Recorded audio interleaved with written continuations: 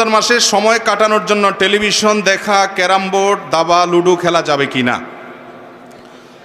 রমজান মাসে সময় কাটানোর জন্য অনেক কপাল পড়া আছে যে কাজকাম নাই, খাবারের ঝামেলা অন্তত নাই, এই টাইমটা অন্তত টিভি দেখে সময় কাটানো যায়। সময় কাটে না।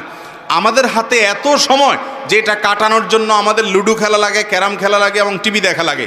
আর সাহাবীদের কাছে সময় এত কম ছিল, তারা এসে নবীজির কাছে বলতেন, ইয়া রাসূলুল্লাহ, ইসলামের এত কাজ, এগুলো করে আমরা কুলাই না, আপনি একটু সংক্ষেপ করে দেন, সময় পাচ্ছি না। তারা সময় পাইতেন না সাহাবীরা, আর আমাদের এত সময় যে কাটানোর জন্য এগুলো করা লাগে। মনে রাখবেন, রোজার উদ্দেশ্য মানুষকে মুত্তাকি বানানো।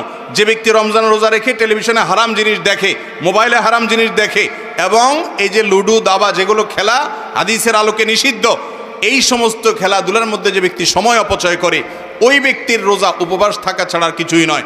আপনার হাতে যদি সময় থাকে, আপনি কোরআন তেলাওয়াত করেন, আপনি একটা ইসলামিক বই পড়েন, আপনি একটা নলেজ অর্জন করেন, স্কিল ডেভেলপমেন্টের জন্য কোনো উদ্যোগ নেন, আপনি অন্য মানুষ উপকার করেন, বইয়ের ইফতারি বানানোতে হেল্প করেন, মায়ের কাজে সহযোগিতা করেন।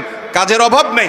যারা অকর্মা, নিষ্কর্মা, যারা অলস, যারা সমাজ এবং পরিবারের বোঝা, সে মানুষগুলা বলে সময় কাটানোর জন্য আমরা কিছু। সময় আপনি কাটান কোত্থেকে? সময় তো আপনার পাওয়ারই কথা না। রমজান উপলক্ষে 22টা স্পেশাল আমল আছে। কয়টা? 22টা স্পেশাল আমল আছে হাদিসের আলোকে, রমজানের জন্য স্পেশাল, এগুলো কোরআন এবং হাদিসের আলোকে। এই 22টা স্পেশাল আমলের তালিকা টাঙ্গায় রাখেন, দেখবেন বেহুশ হয়ে যাবেন আমল করতে করতে। কখন আপনি ক্যারাম খেলবেন?